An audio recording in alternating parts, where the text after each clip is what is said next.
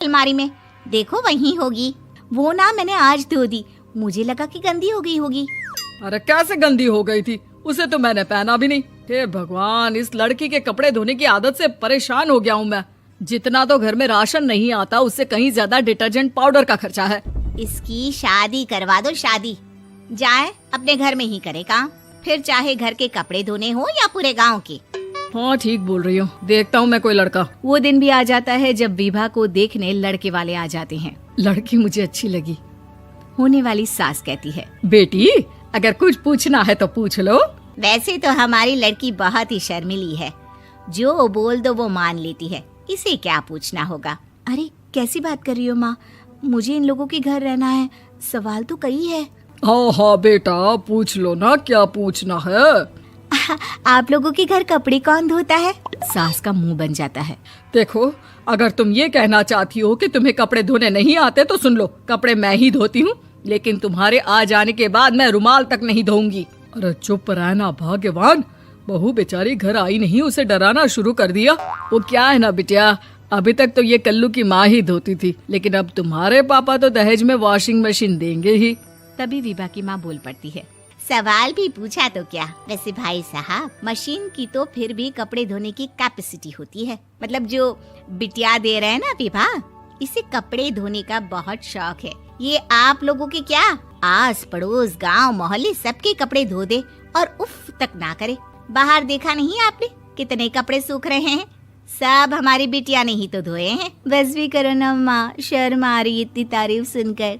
और तो और एक दाग निकाल कर दिखाओ तो मान जाऊं। हाँ अच्छा माफ करना बेटा, मैंने गलत समझा, हमें तो रिश्ता बहुत पसंद है। और ऐसे जुड़ जाता है रिश्ता कपड़े धोने का शौक रखने वाली विभा का। उसकी शादी हो जाती है कोयला फैक्ट्री में काम करने वाले कल्लू के साथ। शादी के बाद अचानक विभा चिल्लाती हुई सास के पास आती है। सासू माँ, अरे सासू माँ कहाँ है आप?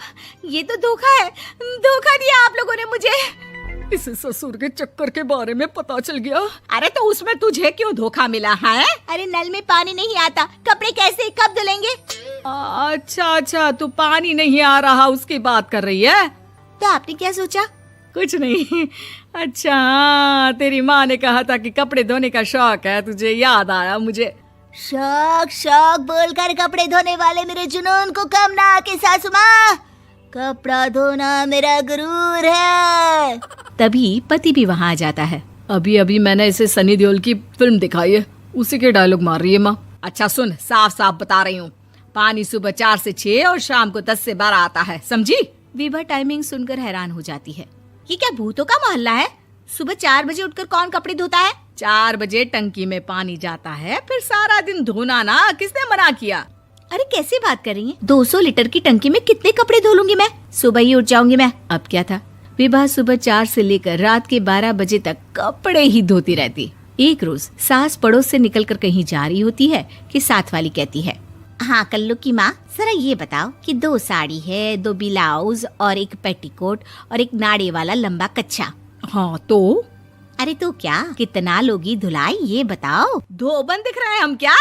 हमारे पति सरकारी नौकरी से अभी अभी रिटायर हुए हैं और बेटा सुपरवाइजर है कोयला फैक्ट्री में। धोबन समझ रखा है हमें। हाय रे कल्लू की अम्मा, माफ कर दो, वो तो मोहल्ले में यही सब बता रहे थे कि तुमने बहू को कपड़ा धुलवाने के काम में लगा दिया है। सास को पड़ोसन की बात सुनकर गुस्सा आ जाता है। वो घर पहुंचती है जहां घर के बाहर ही इतने सारे कपड़े सूख रहे होते हैं जितने कि किसी धोबन के घर पर। अरे ओ कल्लू की दुल्हन, बाहर निकल। माँ जी यहीं आ जाओ, बाथरूम में चादर धो रहे हैं हम। अरे अभी हम धोते हैं, तुमको बाहर निकलो। ये आस पड़ोस वाले बोल रहे हैं कि हम बहू से कपड़े धुलवा कर उसे कपड़ा धोने वाली बना दिए हैं। अरे छोड़ो ना माँ जी, किन लोगों की बातों में आती हो? आस पास के लोगों का तो काम ही होता है कि वो किसी तरह सास बहू को लड़ा दे। बहू सारे घर के कपड़े धोती है, ये क्या कम है? बोलिए। सास को भी लग जाता है कि वो बहू का ये सनकीपन नहीं छुड़वा सकती, इससे अच्छा है कि खुद ही चुप हो जाए। एक रोज सास और बहू मंदिर जाते हैं, जहाँ सास की साड़ी वहाँ खड़ी भीख मांगने वाली से मिलती है। माँ जी क्या बात है, आपकी साड़ी उस भिखारन से कितनी मिल रही है ना?